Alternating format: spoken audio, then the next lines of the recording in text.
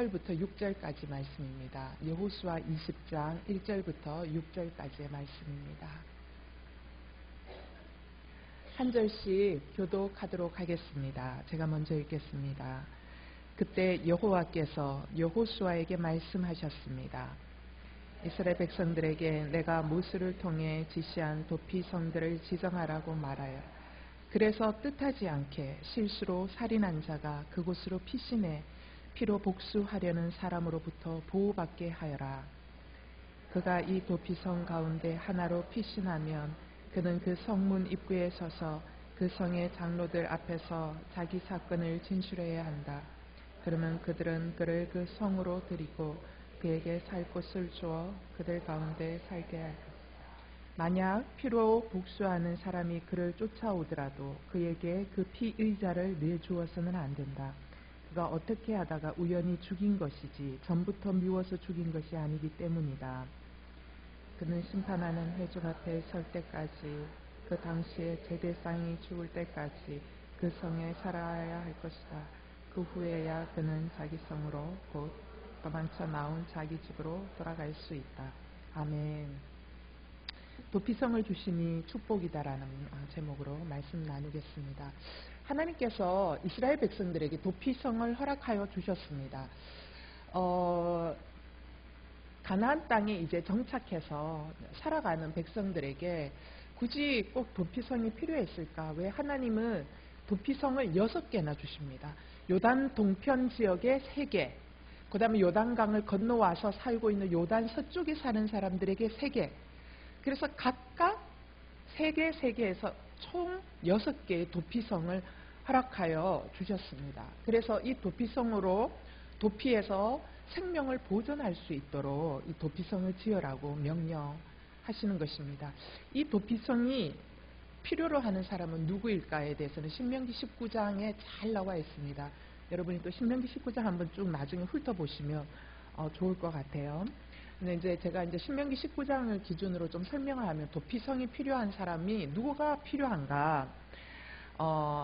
어떤 사람이 이웃하고 같이 산에 나무하러 갔어요. 산에 나무하러 갔는데 도끼 날이 이 나무 위에 꽂혀 있는 게 이렇게 느슨하게 꽂혀 있는지 모르고 나무를 패다가 그만 도끼 날이 나무 이 잡고 있는 손잡이에서 훅 하고 떨어져 나가 버린 거예요.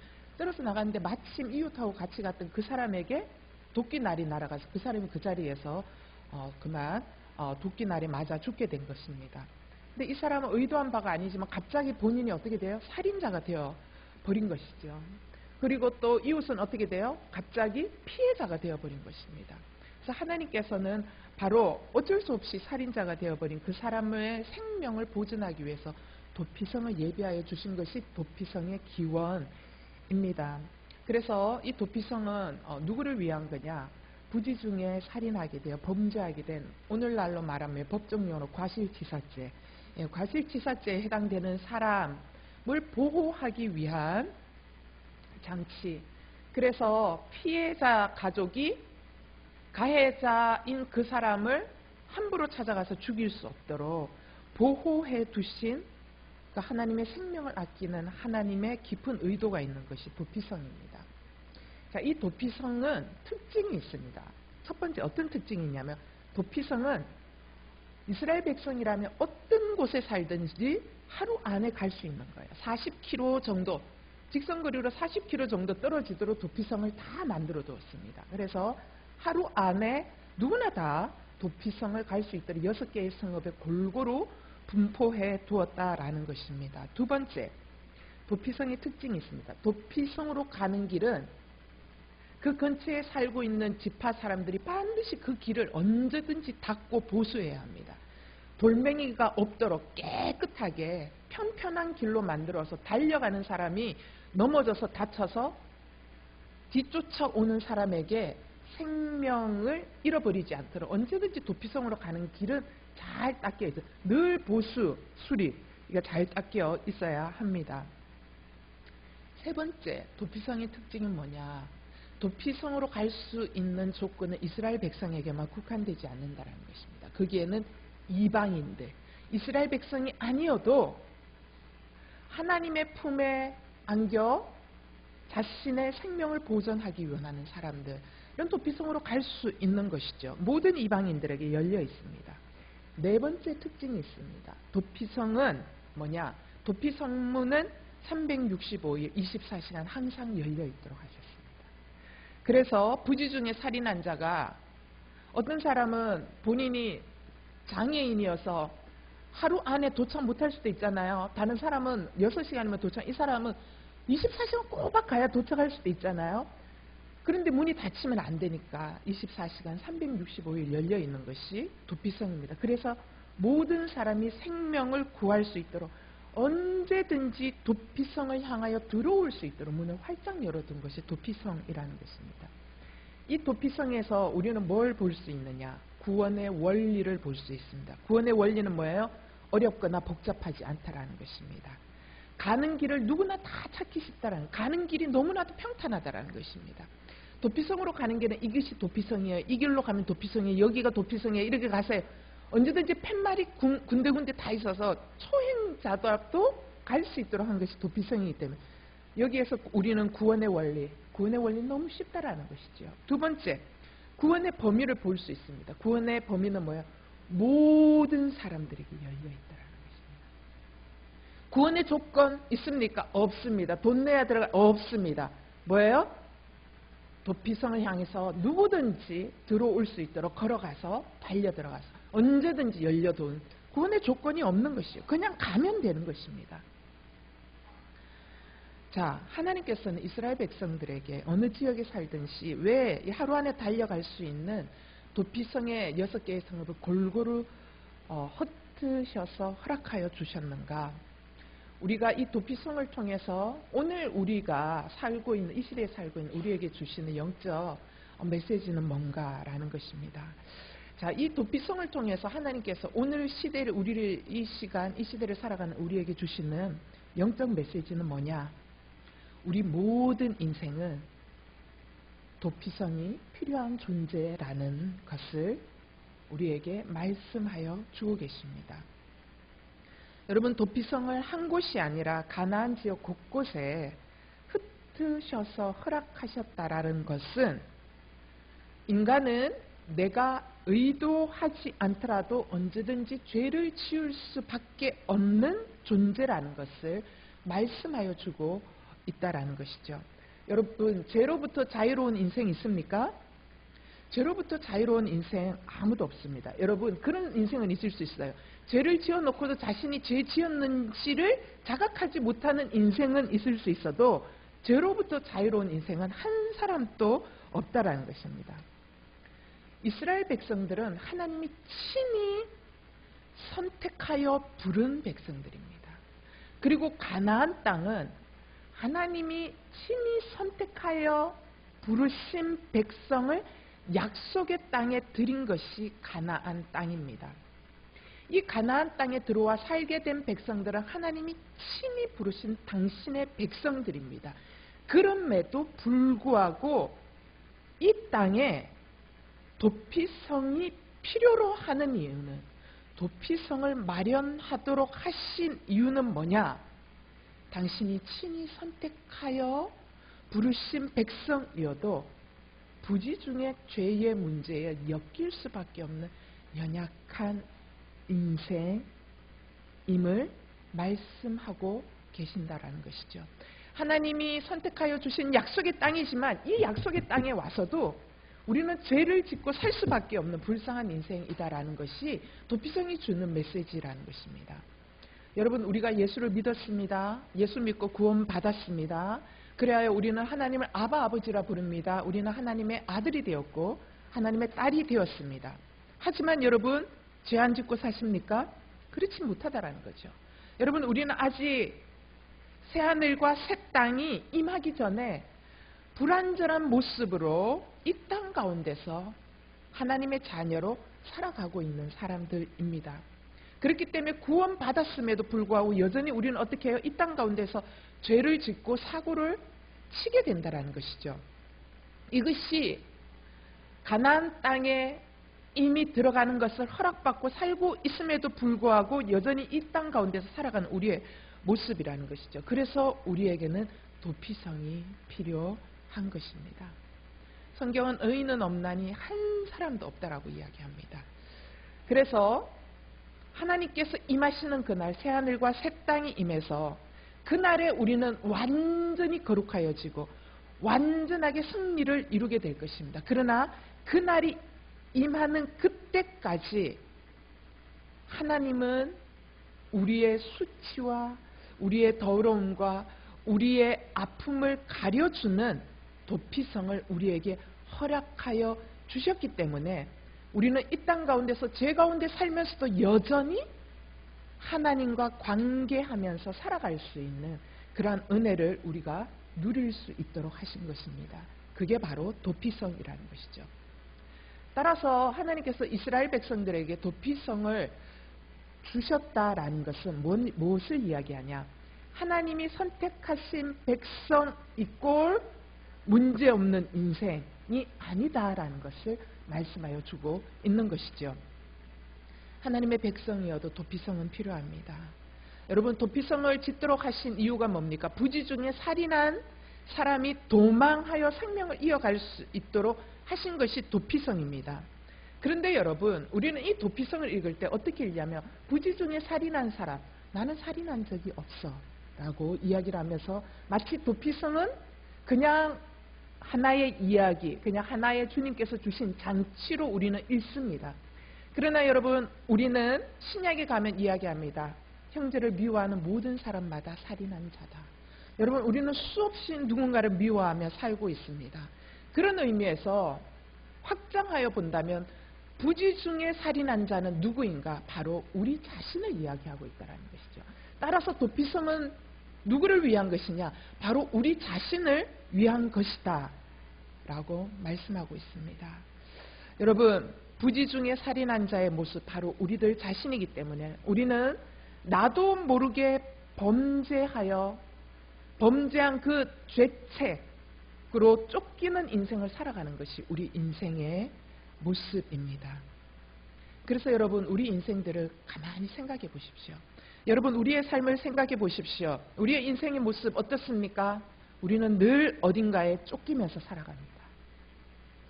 혹시라도 남들에게 뒤질까봐 쫓기듯이 살아갑니다. 혹시라도 남들보다 나고 될까봐 뭔가에 막 쫓기듯이 살아갑니다.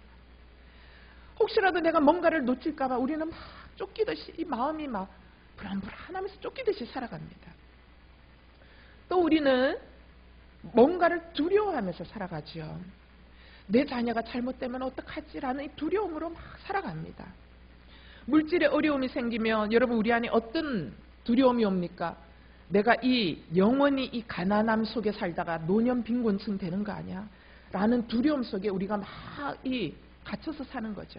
여러분, 몸에 질병의 신호가 나타날 때 우리 안에 오는 두려움이 뭡니까? 이 질병 속에 갇혀서 내가 침대 속을 벗어나지 못하는 인생 되면 어떡하지? 라는 두려움이 내 안에 엄습하면서 두려움에 쫓겨서 살아갑니다. 또 우리 인생은 어딘가로부터 도망치기 위해서 살아가고 있습니다. 여러분, 가난으로부터 도망치기 위해서 오늘도 막 열심히 살아가는 거죠. 도망치듯이 막 뭔가로부터 도망치며 살아가요. 고통으로부터 도망치며 살아갑니다. 여러분, 고통은 나쁜 것이 아닙니다. 고통은 굉장히 좋은 것입니다. 주님 안에 있을 때 고통은 굉장히 좋은 것입니다. 그런데 우리는 무조건 작은 고통만 와도 어떻게 해요? 도망치듯이 살아갑니다. 그리고 우리는 고독으로부터 도망치듯이 살아갑니다. 심지어는 남편으로부터 도망치고 자녀로부터 도망치고 부모로부터 도망치는 인생인 것이죠. 많은 자매들에게 물어보면 결혼을 그렇게 하신 이유가 친정으로부터 도망치고 싶어서요. 여러분, 웃고 있지만 정말 많은 경우들이 10 중에 8은 그럴 거래요. 우리는 뭔가 도망치듯이 선택했는데 갔더니 무서워. 무서운 거예요. 도망치듯이 살아가는. 사랑하는 여러분, 내 안에 의도하지 않았지만 나도 모르게 범죄한 죄가 있거나 아니면 회개치 않은 죄가 있으면 이 같은 증세들이 나타난다라는 것이죠. 뭔지 모르게 불안한 거예요. 뭔지 모르게 답답한 거예요. 감정이 좋았다가 감정이 나빴다가 이게 막 감정이 널뛰게 하는 거예요. 여러분 상한 음식 먹어봤습니까? 마치 상한 음식을 먹고 1시간 정도 지나면 특징이 있습니다. 식은땀이 나기 시작합니다. 그리고 속에서 신물이 올라오기 시작하면서 여기가 막 답답하고 울렁울렁하고 심장이 막 뜁니다. 잘못된 음식, 상한 음식 먹을 때 그런 증세가 나타나는 것처럼 똑같습니다. 여러분, 내 영혼이 죄로 인하여 상하면 이런 증세가 나타나는 거예요. 사랑하는 여러분, 이런 증세가 나타나는 여러분 복된 인생입니다. 이런 증세가 느껴지는 여러분 복된 인생입니다. 여러분, 죄에 민감하게 반응하여 죄가 내 내면과 영혼 속에 또아리를 털지 못하도록 토하여 낼 수 있는 영적으로 깨어있는 사람이기 때문에 이런 증세가 있다면 여러분 축복받은 인생이라는 것이죠. 여러분, 이러할 때 우리는 어떻게 해야 됩니까? 죄의 문제를 가지고 우리의 모든 죄의 문제를 해결하여 주실 도피성 되신 예수 그리스도에게로 달려가야 합니다. 도피성은 따라서 무엇을 상징하느냐? 예수 그리스도, 그분을 상징합니다. 여러분, 저 역시 동일한 증상을 겪습니다. 저도 어느 순간 마음이 답답하고 불안해지는 것들이 막 음습해 올 때가 있습니다. 그때 저는 압니다. 내가 빨리 예수님 앞으로 나가서 내 안에 있는 것들을 토해내야 한다라는 것을 제가 압니다.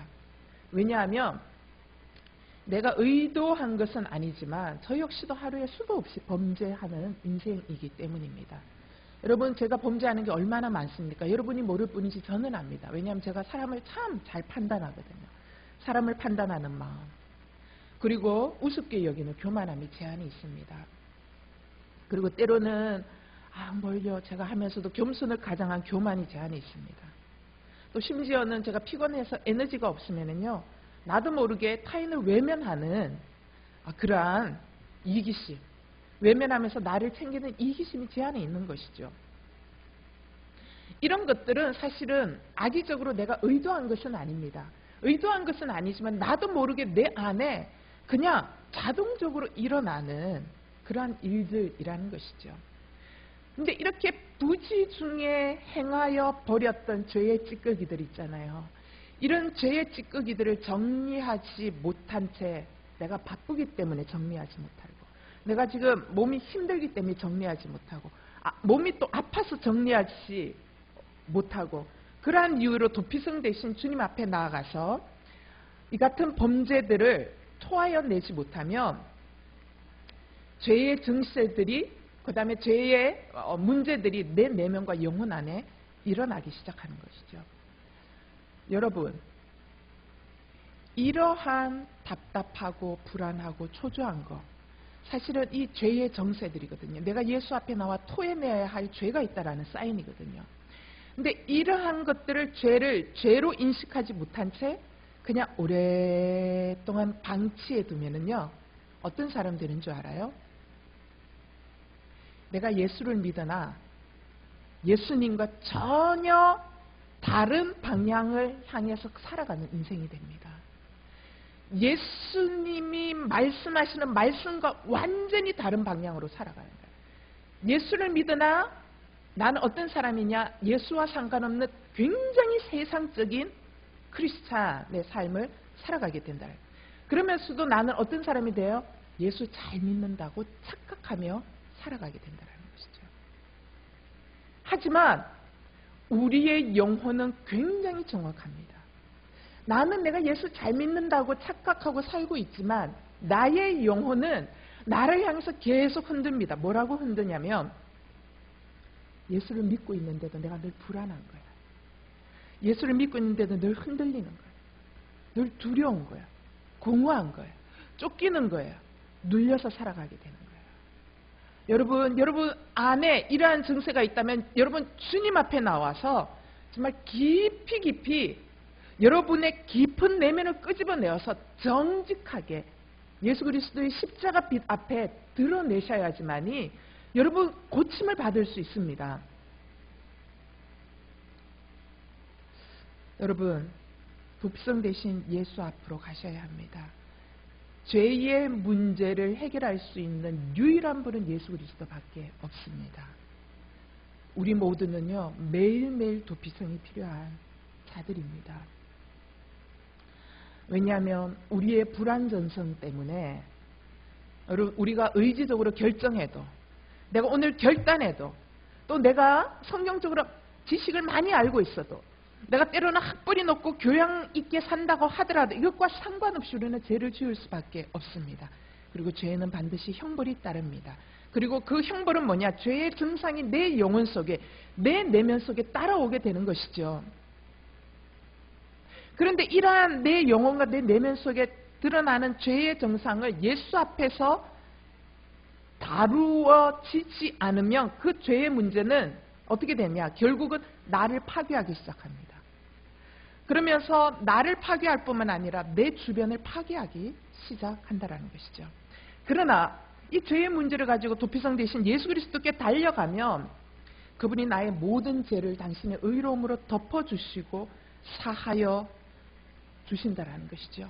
그래서 죄 가운데 살아가는 우리 인생을 위해서 도피성을 마련하시고 범죄하였을 때 도피성으로 피하도록 길을 열어두신 하나님의 계획은 놀라운 은혜이고 사랑이십니다.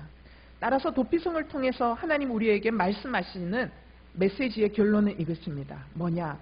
우리는 예수 그리스도의 보혈의 공로를 통한 은혜를 입지 않고는 한순간도 살 수 없는 존재라는 뜻입니다. 두 번째, 왜 이스라엘 백성들에게 어느 지역에 살든지 하루 안에 달려갈 수 있는 거리에 이 도피성을 골고루 흩으시고 허락하여 두셨는가? 이 두 번째 영적 원리는 뭔가? 두 번째 영적 원리는 피해자 의식을 끊어버리라는 것입니다. 여러분, 하나님은 우리가 보복자로 살아가는 것을 원치 않으신다라는 것을 확실하게 천명하신 것이 이 도피성이 주는 영적 교훈입니다. 여러분, 사람의 마음에는 어떤 마음이 있냐면 고통과 아픔을 준 사람은 잊지 않고 보복하고 싶어하는 마음이 사람들 마음 안에 있는 거예요. 그래서 하나님께서는 도피성을 마련하여 두심으로써 우리가 함부로 복수하여 피 흘리는 죄가 계속적으로 이어지는 고리를 끊어내시도록 하신 것입니다. 왜냐하면 여러분, 복수는 또 다른 복수를 낳고 상처는 뭐예요? 또 다른 상처를 낳을 수밖에 없기 때문입니다.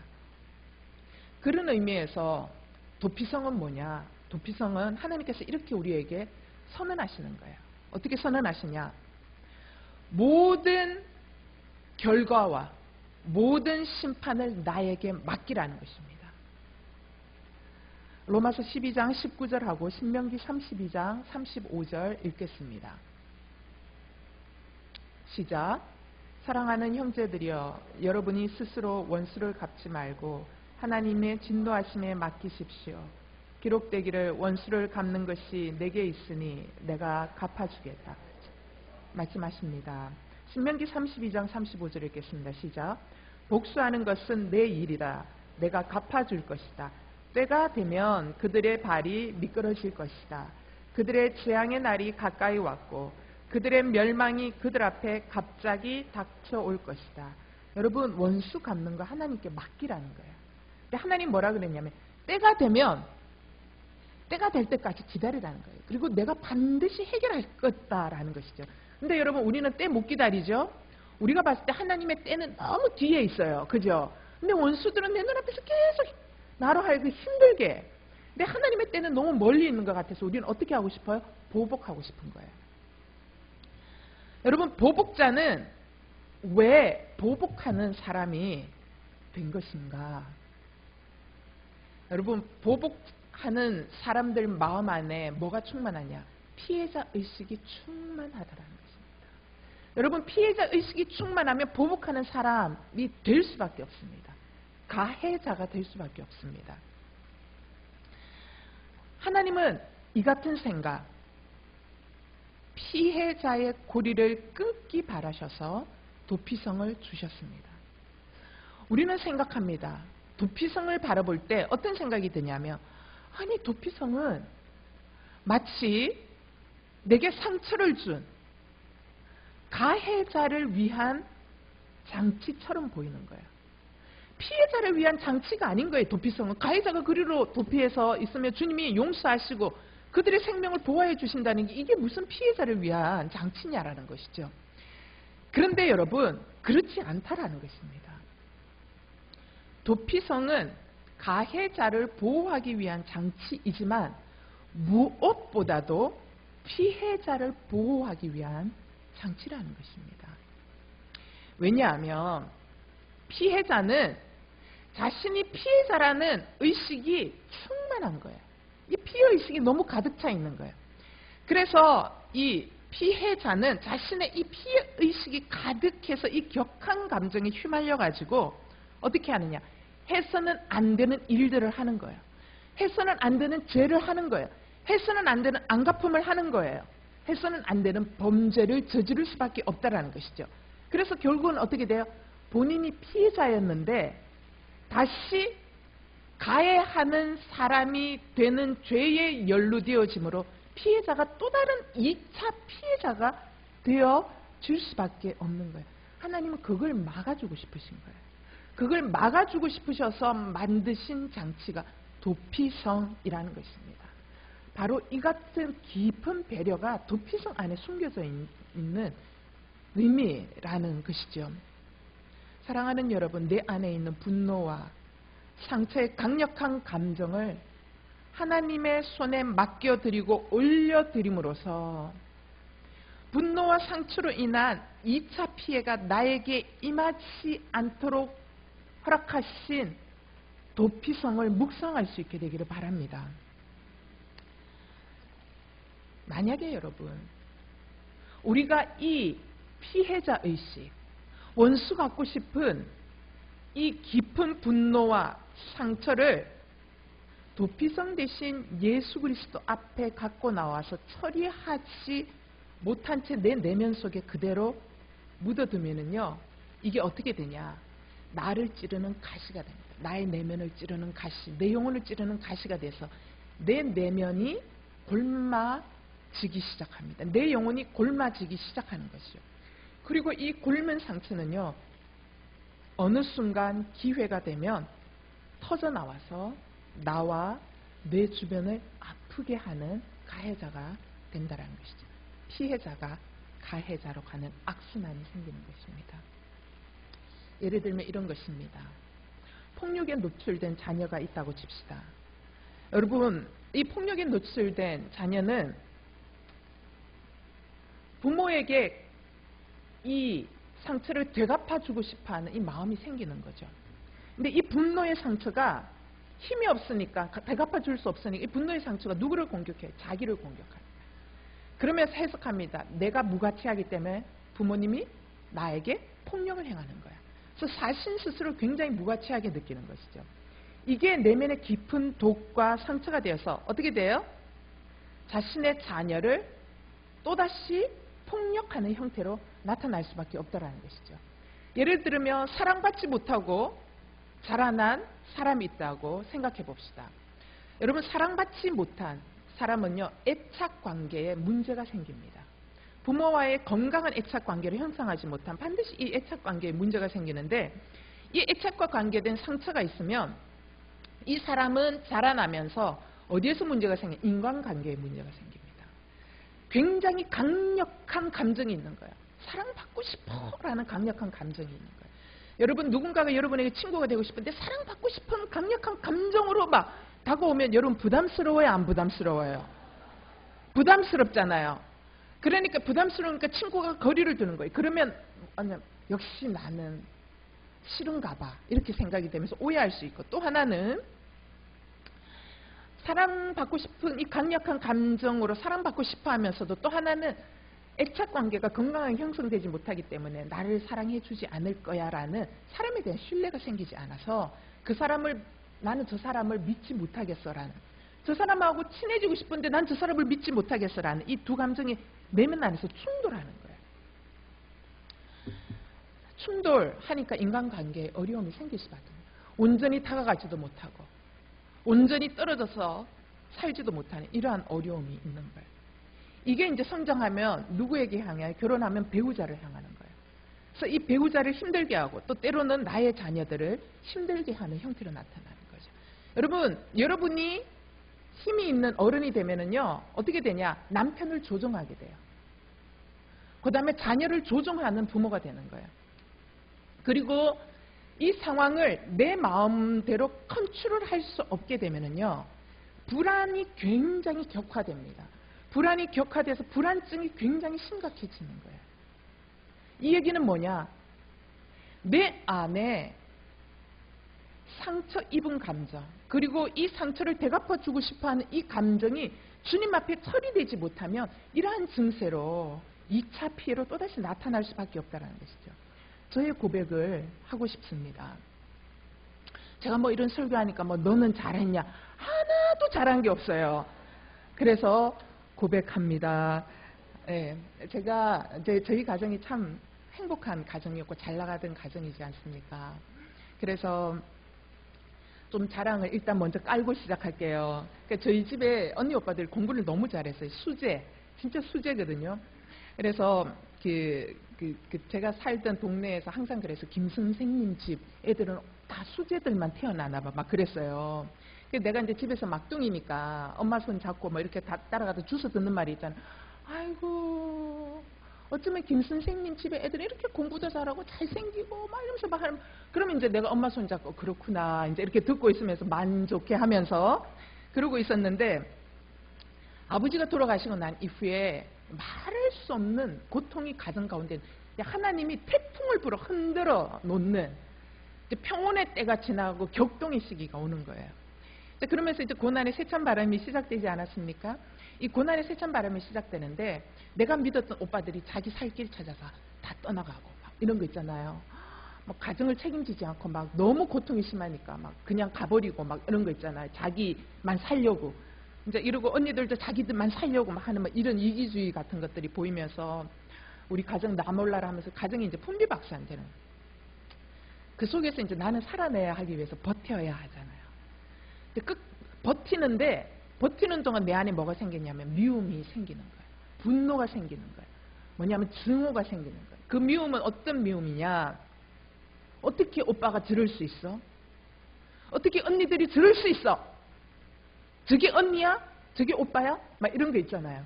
그런 이 미움, 분노가 내 안에 이게 막 타는 거예요. 그리고 또 어떤 또 분노가 있냐면 무능한 엄마에 대한 분노. 가정이 이렇게 되면 엄마가 정리정돈을 해줘야지. 맨날 엄마 울고 계시고, 우리 엄마 무남동녀 외동딸로 너무 귀하게 크셔가지고 그냥 사모님 역할만 해보셔가지고 너무 이 고난에 너무 무방비 상태로, 그런 이제 엄마에 대한 미움이 있는 거야. 그때 이제 제 인생 모토가 뭐냐? 나는 무조건 내 인생을 성공해야 돼. 성공해서 우리 가정을 원래 자랑스러운 가정으로 나는 일으켜 세울 거야. 이게 이제 제 인생의 모토예요. 제가 엄청 독한 사람이었거든요. 그러다가 예수를 만났잖아요, 제가. 그러다가 이제 예수를 만나면서 제가 가치 기준이 완전히 뒤바뀌었어요. 그래서 인생의 모토가 성공이 아니라 예수 위에 살고 싶은 이제 가치 기준으로 뒤바뀌었는데, 제가 완전히 뒤바뀐 줄 알았어요.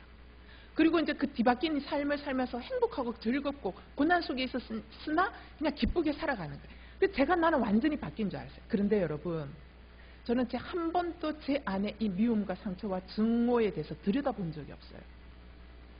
그러면서 이제 갔는데 제가 변한 줄 알았는데 제 안에 깊이 있던 분노, 미움, 성공에 대한 집착이요, 생생하게 살아있는 줄 몰랐던 거죠. 근데 이게 어디서 드러나냐면 제가 결혼하면서부터 이게 드러나는 거예요. 결혼하고 자녀를 낳아서 출산하고 자녀를 키우면서 내 안에 있는 분노, 미움, 성공에 대한 집착이 있다라는 것을 알게 되는 거죠.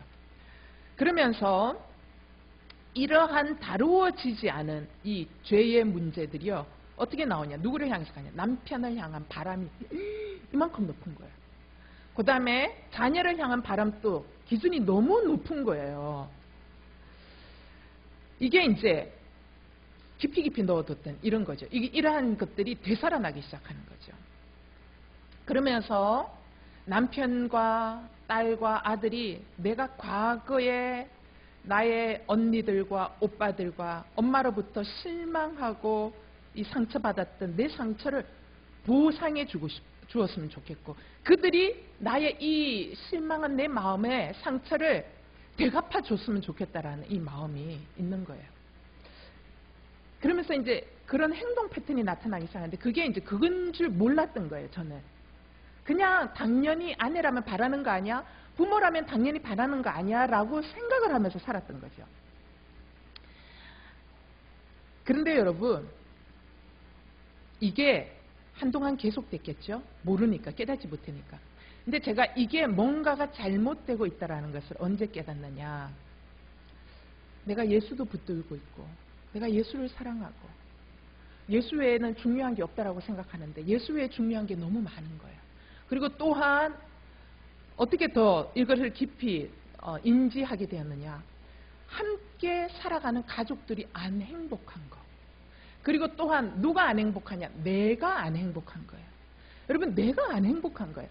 그 옛날에는 지옥 같은 고난 속에 있을 때는 그래도 내 안에 평강과 기쁨이 가득 찼는데, 결혼하고 나서 보니까 이러한 행동 패턴으로 살아가는데, 첫째, 내가 안 행복해. 내가 늘 쫓기면서 살아가고, 내가 늘 불만족스럽게 살아가고, 그러면서 보니까 내 자녀들이 안 행복해. 그러면서 보니까 내 남편이 안 행복한 거예요.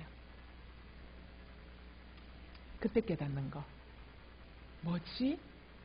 뭔가 잘못되고 있어 라는 생각을 하게 된 거죠. 그러면서 주님 앞에서 나를 돌아보기 시작하는 거예요. 여러분, 나를 돌아보는 작업을 연습을 꾸준히 하셔야 됩니다. 나를 돌아보는 작업을, 내 내면을 돌아보는 작업을 꾸준히 안 하면요, 제일 처음에 그 찾기가 어려워요. 그거를 찾는 시간이 몇 년의 시간이 필요합니다. 그러나 이제 그걸 포기하지 않고 꾸준히 하는 거예요. 주님 앞에서 나를 또 돌아보고, 주님 앞에서 나를 또 돌아보고. 여러분, 제가 발견한 게 한 가지 있어요. 그 깊은 뿌리에 뭐가 있는 줄 알아요? 피해자의식, 원수 갖고 싶은 죄의식, 끈적이는 죄의식, 이 피해자의식, 그 죄가 있는 거예요. 그 뿌리. 여러분, 이거 죄예요. 여러분, 도피성 되신 예수님께 내 인생의 희노애락을 온전히 맡겨드리지 못한 채 내가 나를 보상하고 싶어하는 피해의식, 이거 굉장히 끈적이는 죄라는 것입니다.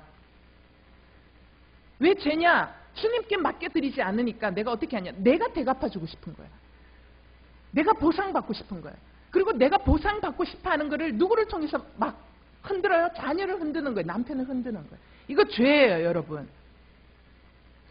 상처와 분노를 내가 잡고 있고, 내가 누군가에게 보상받고 싶어하고, 내가 누군가에게 대갚아주고 싶어할 때 가장 불행해지는 건 누구냐? 바로 나 자신이라는 거예요. 그 다음 불행해지는 건 누구냐? 내 주변에 있는 사람들이라는 것입니다. 따라서 사랑하는 여러분, 선포합니다. 나의 상처와 분노를 도피성 대신 주님께 맡겨드리셔야 합니다. 그럴 때 제일 안전합니다. 제일 평안합니다. 가장 잘 처리해 주십니다. 따라서 이거를 도피성 대신 주님께 맡겨드릴 때 주님은 주님의 뜻과 주님의 때에 나에게 상처를 주고 피해를 입힌 그들을 다루시고 깨닫게 하실 수 있도록 주님은 일하신다라는 것입니다. 도피성은 우리 모든 인생을 위해 마련해 두신 은혜의 장치입니다. 여러분, 부지 중에 살인하여 범죄한 인생이어도 도피성 대신 예수께로 달려가면 살 수 있는 길을 열어두셨습니다. 부지 중에 우리는 상처받고 피해자가 되어버렸습니다. 그런 인생이어도 내가 또 다른 제2의 피해자로 살아가지 않도록 하신 놀라운 능력과 은혜의 장치가 도피성인 겁니다. 그분이 바로 예수 그리스도이신 것입니다. 여러분, 예수 그리스도에게 달려가십시오. 예수 그리스도 앞에서 내가 왜 이럴까 돌아보십시오. 따라서 여러분, 우리 인생의 진정한 축복은요, 물질의 축복, 번영, 자녀의 학벌, 남편의 지위, 이거 아닙니다. 이거 가짜입니다. 진짜 축복은 뭐예요? 도피성 대신 예수 그리스도이십니다. 여러분은 그런 의미에서 이미 축복을 받은 자예요. 예수 그리스도 그분께 달려가면 진정으로 내가 살 길이 열린다는 거, 이게 축복입니다.